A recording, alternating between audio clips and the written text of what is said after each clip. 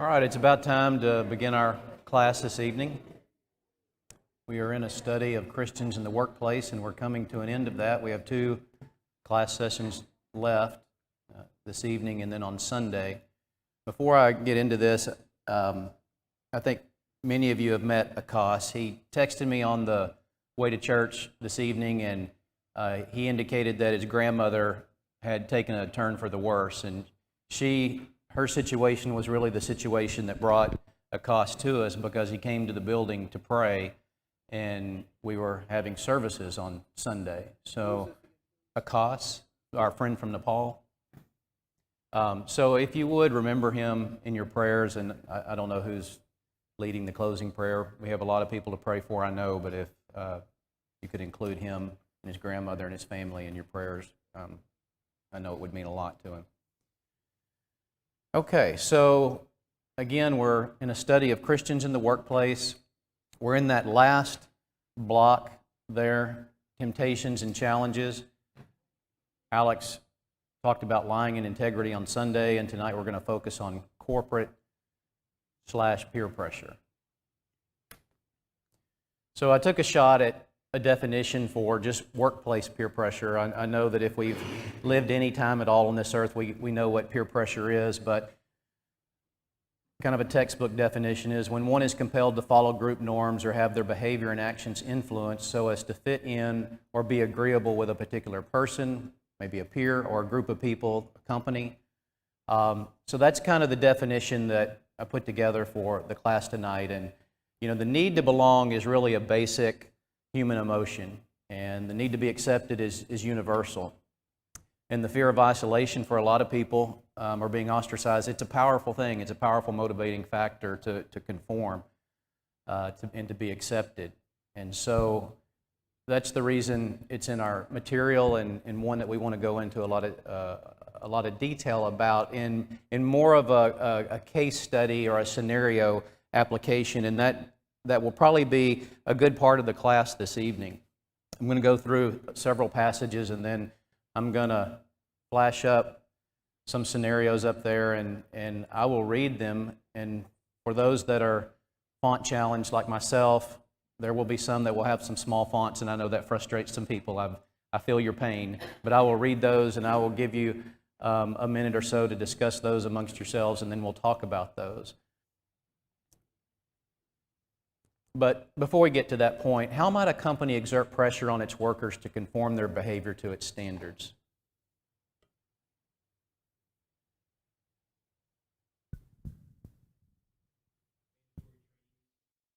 Okay.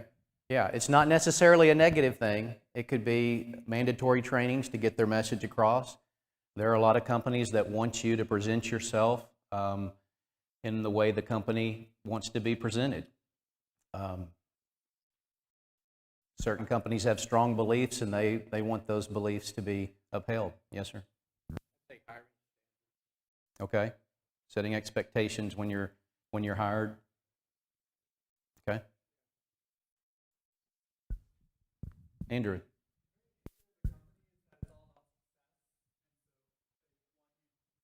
Successful, like they encourage you to do things that give the company better luck, like make more money.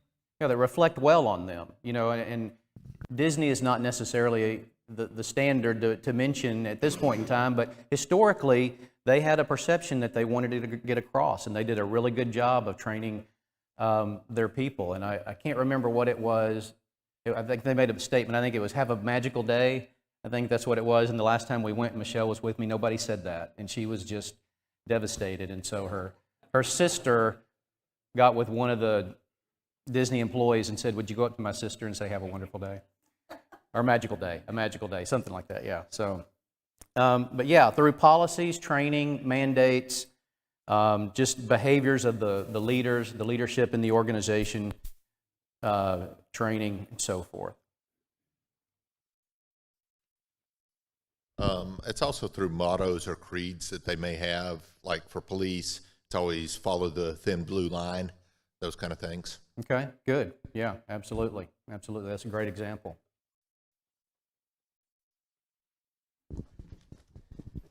Yeah, The obvious one that comes to mind is performance reviews. So depending on what role you're in, there could be expectations of you taking people out for drinks and other things that probably aren't appropriate. But that could be the expectation, and you get negative performance reviews if you don't do that. Yeah, if you don't adhere to kind of the unwritten policies. That's a good one. Very good. Not a team player. Get on the team. What's the matter with you? Yeah. So the next question is, do we have examples of corporate or peer pressure in the Bible?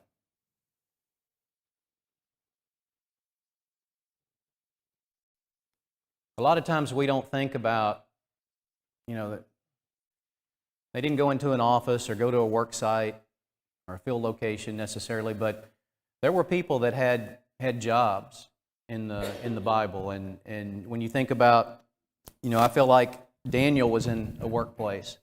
Mordecai was in a workplace. Esther was in a workplace. David, the kings, they were in a workplace. And I think a lot of times when when I think about David anyway, there's a part of me that's like, okay, he was this spiritual person all the time as far as a religious perspective, but he had a whole kingdom to rule. He had a people to rule. He had business that had to be conducted. He was a CEO in a certain respect of the people of Israel. So I feel like that there are examples that we can extrapolate into our modern day application of corporate peer pressure. Albert? Yeah, think of the New Testament, the silversmiths that had the uprising based, they were willing to put away true teaching because it was impacting their monetary standards. I think of the tax collectors, the fishermen, they all applied their trade and they didn't interact. And then in the spiritual sense, I think of Peter when he pressured to walk away from the Gentiles when the Jewish Christians, as they were called, showed up, and Paul rebuked him for that. Yeah.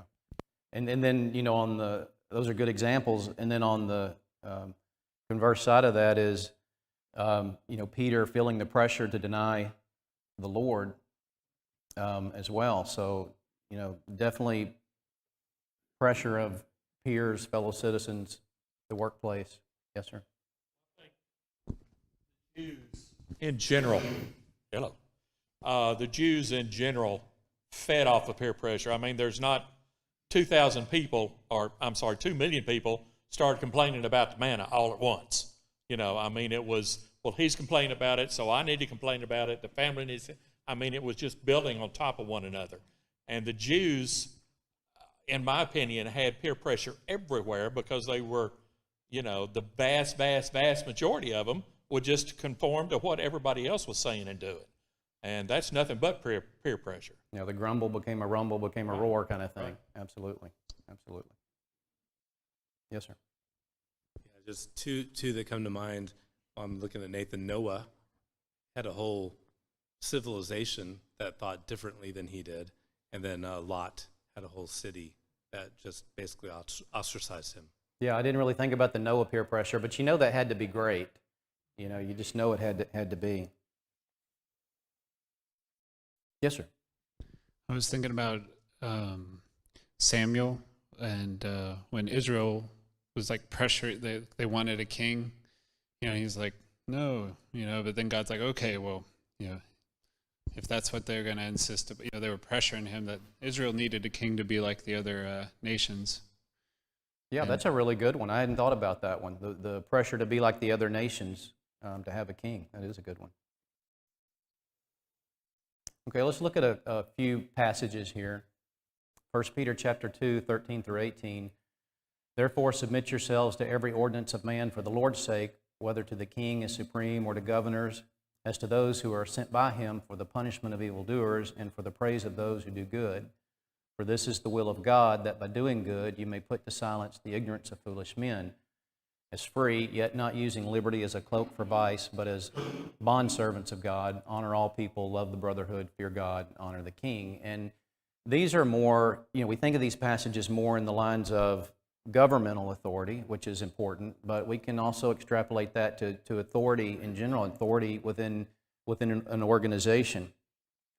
So the question there is, why are we subject to every human institution? Yeah, it's for the Lord's sake and for that, because it is the will of God. Absolutely, absolutely. So what do we owe the authorities according to this passage?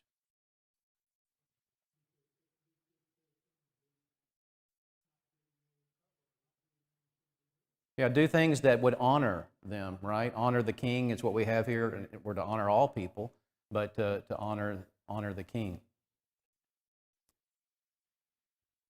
So moving on to Romans 13:13, let us walk properly as in the day, not in revelry and drunkenness, not in lewdness and lust, not in strife and envy. So the question there is, how would this command restrict the extent to which we follow the dictates of our employer?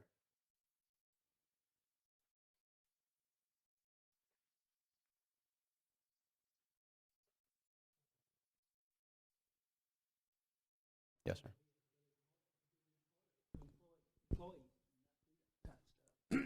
Well, if kind of leveraging off what Robert said, if there's this kind of unwritten rule that you would imbibe in some of these things, then there's a line that you draw, right? So what would be, in just a phrase, what would be the answer to that? We want to be a good employee. We want to fit in, but God says not to do these things. So if the company is doing these things, what should our response be? Yeah, obey God rather than man, right? That's what we need to keep in our mind, to obey God rather than man. And so when we start to deviate from what is consistent with what God says and the employer says, when those kind of deviate from one another, then obviously obey God rather than man. Okay, Acts chapter 5, verse 27 through 29 says, and when they had brought them, they set them before the council and the high priest and asked, saying, did we not strictly command you not to teach in his name? And look, you have filled Jerusalem with your doctrine and intend to bring this man's blood on us. But Peter and the other apostles answered and said, we ought to obey God rather than man. So what general principle must always be considered when there's pressure exerted by any authority or peer? It's just what we said, obey God rather than man. Okay, in John chapter 12, verse 42 through 43, nevertheless, even among the rulers many believed in him, but because of the Pharisees they did not confess him, lest they should be put out of the synagogue, for they love the praise of men more than the praise of God. So why did some believers in Christ fail to confess their faith, according to that passage?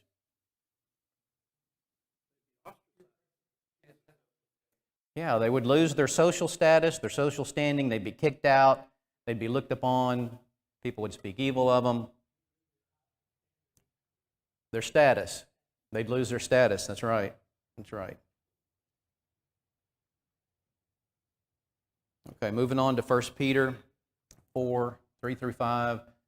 We have spent enough of our past lifetime in doing the will of the Gentiles, when we walked in lewdness, lust, drunkenness, revelries, drinking parties, and abominable idolatries. In regard to these, they think it strange that you do not run with them in the same flood of dissipation, speaking evil of you.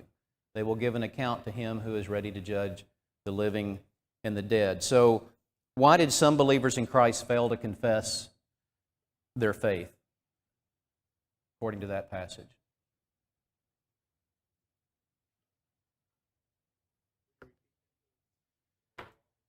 So, according to that passage, why did some believers in Christ fail to confess their faith? Why would they? I guess maybe that's the question. Why would they fail to confess their faith? What would be the pressure there not to confess your faith? Yeah, that's it. I mean, you don't want to be considered strange. You don't want people speaking evil of you. So, that makes one hesitant sometimes when they know that that's the potential outcome, and that's the pressure. That's the peer pressure. That's the corporate pressure. It doesn't bother some people, but it bothers a majority of people. We don't want to be thought poorly of, or strange, or weird.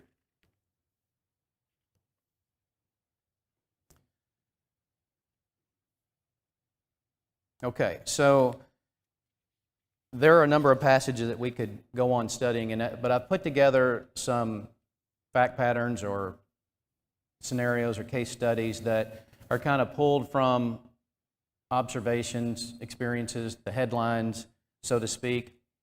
And so I'll put those up there. We'll read them. I'll give you a minute to kind of talk amongst yourselves, and then we'll come back and talk about how that particular scenario should be handled. Okay, so I know that's small font, so I will read it. So you work in a staff level position for a large company, and the company is experiencing a merger with another company, resulting in a number of layoffs. Your supervisor is being let go as a result of the job cuts. You have worked under this supervisor longer than any other staff person, and it is well known that you will be next in line for a management level position. You are not only considered a leader in the department, but you have a work friendship with your supervisor. The vice presidents in the organization have come to you and asked you to host a going-away party at the supervisor's favorite bar just up the street from the office. The bar is well known and serves only drinks. They have already reserved the bar for a certain date and time. However, the VPs are leaving the planning to you, but expect to be informed of the plans when they're confirmed. The VPs stated that they want to make sure that your supervisor leaves on a positive note, and they feel like the venue and the drinks will help to that end. If you pull this off, it'll be viewed favorably by upper management. What do you do? So just take a minute, think about it. If you have somebody next to you, discuss it, and we'll talk about it in a minute.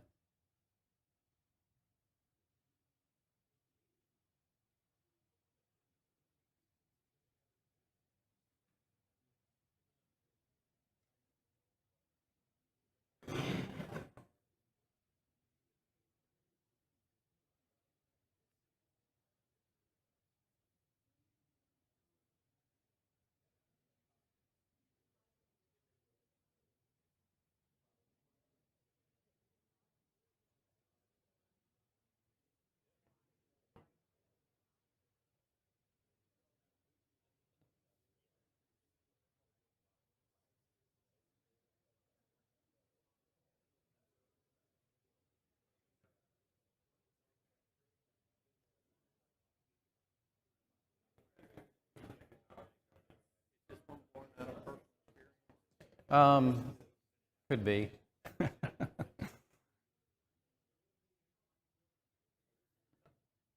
Okay, so let's talk about this one. And the scenarios that I put up there, there may be ways to handle it.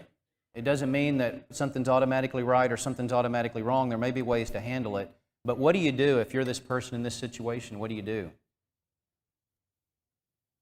Yes, sir. Well, if you're in such good light with the company, and the vice presidents of the organization have that respect for you, I know what I would do. I would go to the vice president and say, hey, look, there's some folks among us that are offended by alcohol. They don't drink alcohol. So to, to have this at this establishment would be offensive to some of our employees, myself being one, which you already know. Okay? So why don't you let me set up a dinner for so-and-so, and I know where he likes to eat. And by the way, we have a 2-drink limit, too, in case anybody's forgotten about that. And I think it'd be good to set up, someone to take care of driving these people home. Hopefully, they wouldn't need to be driven home, but this is another reason why maybe it is a good idea that we, find a place to go and eat, a really nice place. By the way, I know where that is. Most VPs would say, take care of it. It sounds like a great idea. And yeah, we don't want to offend anybody. So just use what you know is a buzzword or something that is, I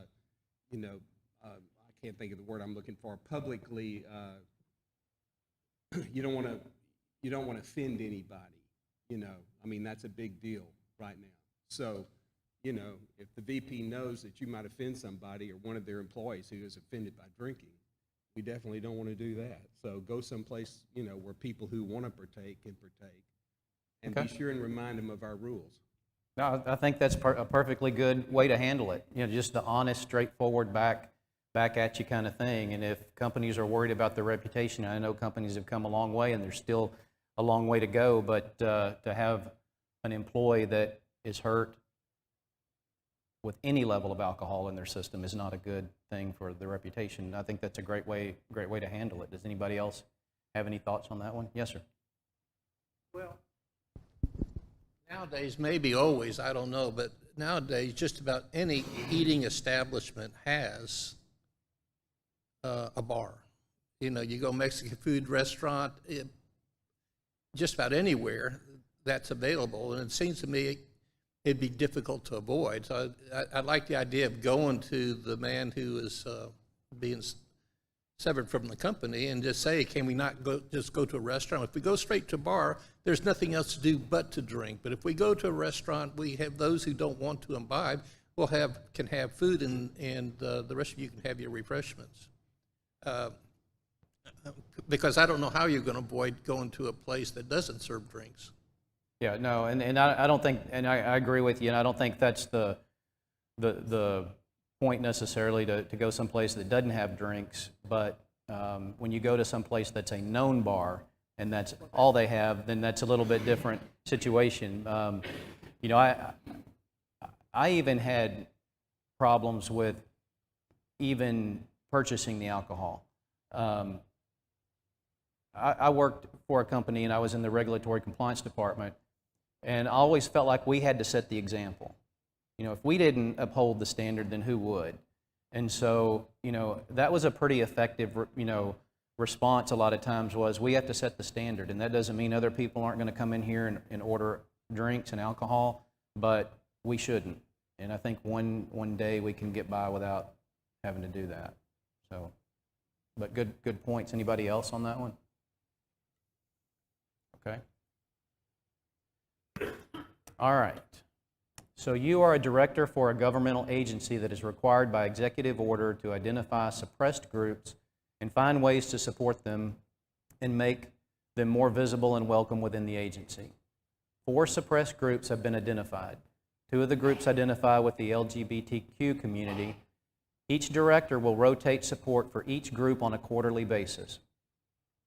So each director will get an opportunity to support one of the groups throughout the year. You've been assigned to support transgendered persons for the quarter. As part of the education process, you as a director are required to gather your group of approximately 100 people and brainstorm ways to accomplish this task. The agency has already decided that logos of the 4 groups will be printed on the interoffice communication, which you use frequently to communicate to your group at your main office as well as around the country. What do you do? So take a minute, think about that. We'll talk about it.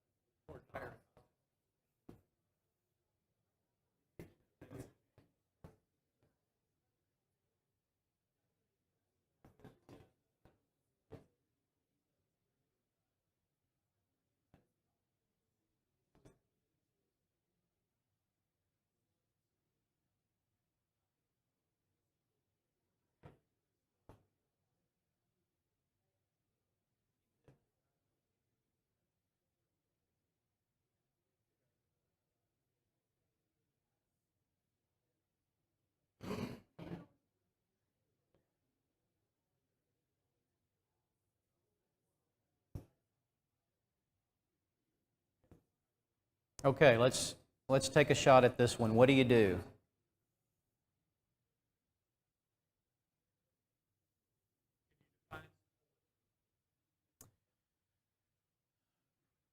Each director, there are 4 suppressed groups. So you're supposed to bring your people together and come up with a way to show your support on the job for the group that you've been assigned.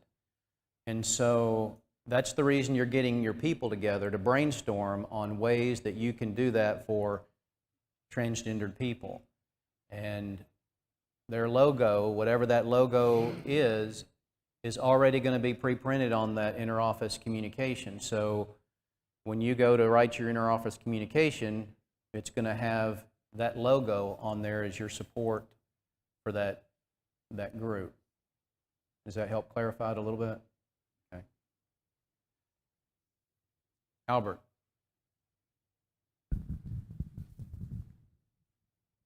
So this would take some legwork on your part, but you have the means to identify. So you're going to need to request numbers. I mean, sometimes we don't check facts. We don't check data. So are those two groups actually the top four, in the top four? So, there's things that you can do going, well, I actually researched, and this is the actual 4 suppressed groups as identified. So there is some legwork that would be required on your part to where you necessarily wouldn't be bound to that. And then the second part I would fall upon, if it causes you to sin against God, then you have to step away. You have to your faith has to increase, and you have to put your trust in God as well as your brothers and sisters who will have you if you're in difficult times. Yeah, no, I think that's a good point. Is there another alternative that we can use because this violates my conscience and my beliefs? It's, the straightforward approach like Steve had for the other one. And I know that a good while back, probably now, you had run for a public office and secured that seat. And one of the things you said I remembered was sometimes you just got to ask, because it involved Wednesday night sporting events, and that's difficult on a Christian. And you said, why can't we change this to Tuesday or Thursday? And nobody had a real good reason why you couldn't. So sometimes you just need to ask, and it's not that big a deal. Other times it may be, and you may just have to say, I can't do it. Yes, sir. Well, this is one area that's evolved over the last couple of decades, and so it started off as being non-discriminatory towards these groups, and then it evolved to being inclusive and making sure they're equally represented, and now many companies have crossed the line where you have to show active support for the lifestyle. And it's at that point that I've seen a lot of people draw the lines, they can't do it. And that's where you have to step away from the company or take the direct approach and say, look, here's the 4 groups. I can work with these 2. I'm very comfortable with that. These 2, I'm not. And if you can get an accommodation for that, great. If not, like Albert said, it may be time to just draw that line. And this is something I can't do as a director in this particular organization. But it has evolved a lot. And it's not new. You go back many, many decades, and it used to be the divorcee, because at the time that was a publicly shunned thing. And then it evolved to premarital living conditions. And now it's all the way up to LGBTQ, TQIA plus whatever, ABC, whatever. But it's evolved, and there's always a cast of characters out there that you're asked to be with and eventually support that we can't, at least to vocalize moral support for their position. It's a difficult situation. Yes, it is, but good points. Yes, sir. Yeah, I love what Albert and Rick just got finished saying. It's absolute gospel truth. But the fact is that group of people is so small compared to the whole. I know that the media would have us to believe that half of the country is supporters of LGBTQ. I'm not sure that's accurate. And the fact of the matter is, I'm sure it's not accurate in most companies. And so I love what Albert had to say, and Rick is dead on too. One of the things that I think is important for us to consider is that Paul said we should be all things to all men. Now, what does that mean? Well, for me, what it means is there any teaching opportunity in this? Is there any way that from this opportunity that I'm faced with, that I can teach the gospel of Jesus Christ, that I can talk about? Because you see, I have a right as a United States citizen to speak too. And I've got feelings that I feel very strongly about. And so I should be able, under the laws of the United States government, to be able to talk about the things that are important to me in a very kind and gentle way, be all things to all men, so that you can win some. So I think it's important for us to not just give up, but to use some of these opportunities that maybe the Lord has provided for us to teach truth. And I, in all situations, you can't do that. Okay, in some situations, you've got to walk away. But I don't think there's that many companies, that would, force you into a position like that, other than the government. Yeah, and you have to be willing to put it on the line. And some of these are, you know, pulled from the headlines. In this particular situation, it was a governmental agency, and the person just said, I'm not going to do it. I'm not going to do it. And nothing happened. Everything just went forward as it would have. And so a lot of times you got to be willing to pony up and stand up and say, you know, here's the line and I'm not going to cross it. And if you do, then I'm willing to give it up. You know, you probably have more freedom of speech in a governmental agency than you do in a private company a lot of times, because if you the private company would have the ability to lay you off if they didn't agree with what you said, depending on how patient they were. I'll just leave it at that. Rick? And just one final follow-up. So, prior company where I was, we watched this happen. They may have accommodated you in this, but the cost of discipleship and holding your faith was no merit increase, no promotions. Matter of fact, it might be best if you just left eventually. So there was a cost for even bringing up the issue that you wouldn't support the company position. That was from a large multi-billion-dollar company Yeah, that they had can that kind of culture. make it into a performance issue, absolutely. Yeah, and come back to haunt you. Okay, good. Yes, sir. Yes, sir.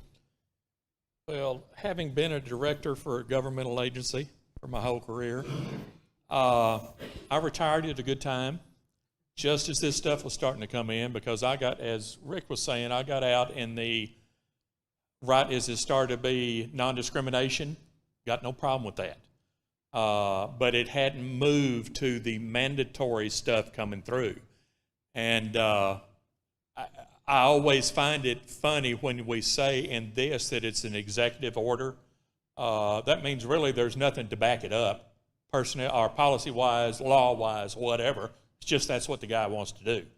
And so you can, you know, you don't want to be a team player, which I never got accused of being.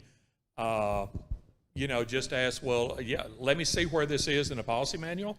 Let me see where it is in the city ordinance, whatever, and then I'll have to make a career decision as to whether or not I'm going to stay here or not. But that's the way we see everywhere from local governments all the way up to federal government.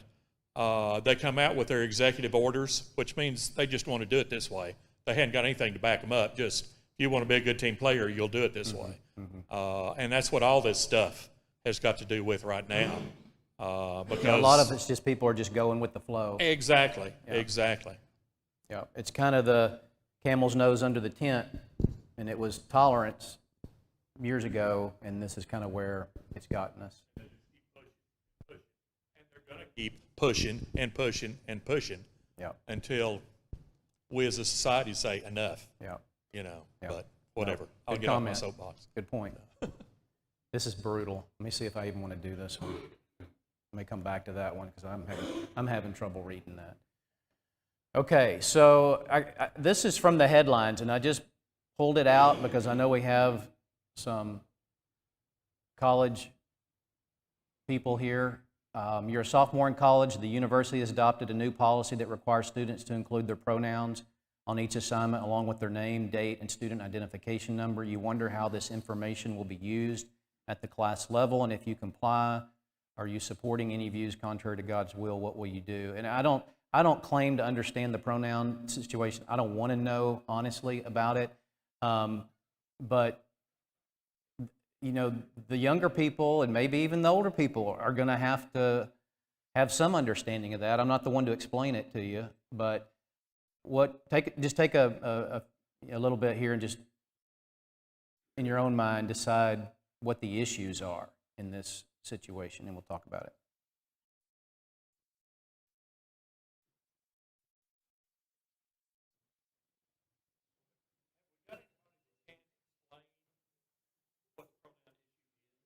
Not me. Does anybody? Do we? Okay. Well, it's pretty simple. If a guy thinks he's a girl, he tells people my pronouns are she and her and feminine pronouns. If it's vice versa, then the lady will say that she wants masculine pronouns, and that's essentially it. And I don't. It is something too, I know, by the way. And then I don't know about these other people who think there's 7, 8, 12 different genders. I don't know what pronouns they are, but maybe it, I don't know. Okay. Lee, did you have anything to add to that? The pronoun issue has to do with how you perceive yourself. It doesn't really affect me. If you want to be called he, she, or they, I don't care. I'll respect your wishes because that's what I'm expected to do. I'm expected to correspond and deal with people on a friendly basis. If you want to be called, I mean, you tell me what you want to be called as far as your name, you're just telling me what you want your pronouns to be. It makes no difference to me, personally. If you're non-binary, I don't know what that means. I can't explain it. I have friends that say I am non-binary. They do not identify as male or female. They just want to be a person. And I don't have to understand it to respect their desire to be called. I mean, and it honestly, when you're talking to them, you're never going to use the pronouns when you're talking to them, only if you're talking about them. And not necessarily in a bad way. I'm just saying, you know, oh, they went to the store. That would be this person. They choose to be a plural pronoun. It makes no difference to me if I can remember. And that's, for me, that's the biggest struggle I have, is I don't remember what people want to be called. Well, I can certainly agree with the perspective of you want to be respectful to people. I think that's a truthful thing. Does anybody else have any views on that? My question would be, why is that necessary on assignments to turn those in? Yes, sir. Would be one of many issues, I think. Yeah, I'm not obligated to acknowledge and or accept what you desire to be called, because then you're forcing me. So we do have the means to stand on that. And then also it would be worth inquiring what this information is captured for, and is it recorded, and you know, is it a violation of my civil right? Then you have to decide what you do. So, but I don't think, or I'm not confident that we have to acknowledge them if that's what they've requested, if it's contrary to biology or their genetic biology. Yeah, and I think that's the legitimate concern, is if God created us male and female, and I'm being forced to refer to someone opposite of what that is that crossing a line that I feel like is contrary to God's will? And not knowing more about it, that's just my view on it.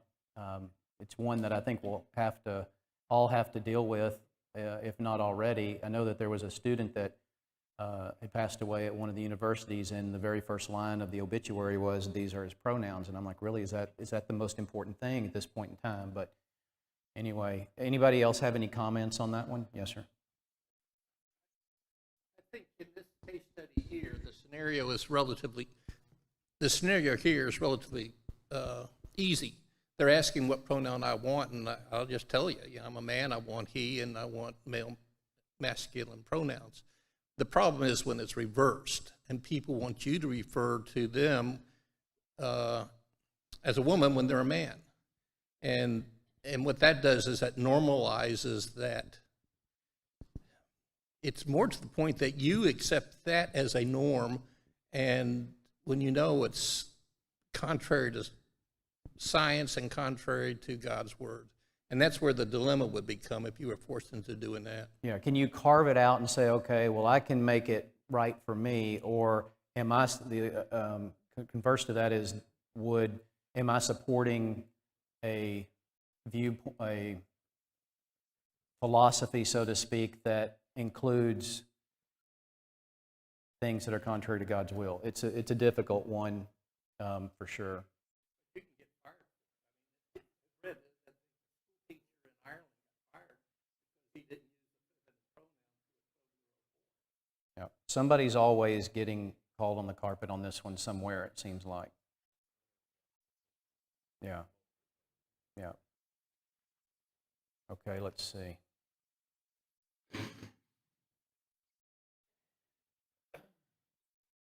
Okay, let's see if we can run through this one real quick.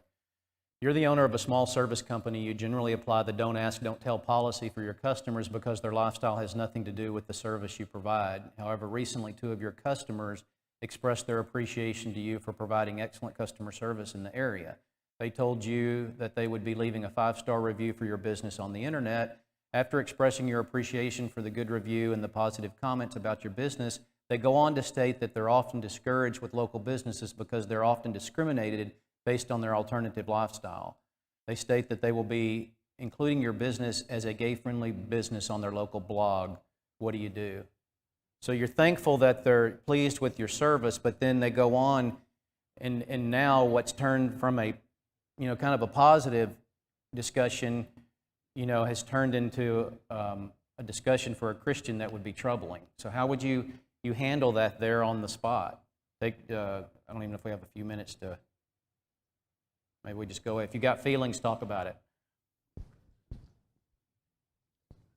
Well, I think in this instance you would have to decline, because, and you could do it in a perfectly objective way. I'm not inclined to, what's the term I would use? I have to word craft this, but I just give a service to people, and what they do, I don't need to know about. But if you're going to make me and my business identify with what your alternative lifestyle is, I prefer not to be publicly associated with this group. And you would just have to tell them, hopefully they would honor it. Okay. No, sometimes you got to, it's just like the other issue we're talking about, you got to put it on the line. So you're not only going to get a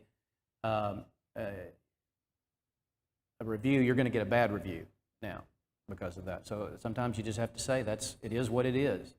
That's the persecution that you bear when you're a child of God. Anybody else? Andrew. If I'm a Christian owning a business, I think it's a fantastic opportunity for me to be recognized, for me to have a situation where I can be around people who I disagree with, because that's how you spread the gospel. I think we should be everybody friendly, and I think we all agree with that, but even if it's a situation like that, I want to be around more people that I disagree with. I want to be around people who aren't Christians, because that's how we love everyone. That's how we be like Jesus. Yeah, and I think that's a great way to view it. Similar to Steve, this is a teaching opportunity possibly. When they go and say, okay, now we're going to turn you into a company that supports something that you can't support, you definitely have an opportunity to state your case and why. It may not necessarily turn out like you want to, but maybe it would. It doesn't mean that that we're required to convert everybody, but we are required to give an account of the hope that's within us with meekness and fear. So that's an important aspect of that. Anybody else? Albert?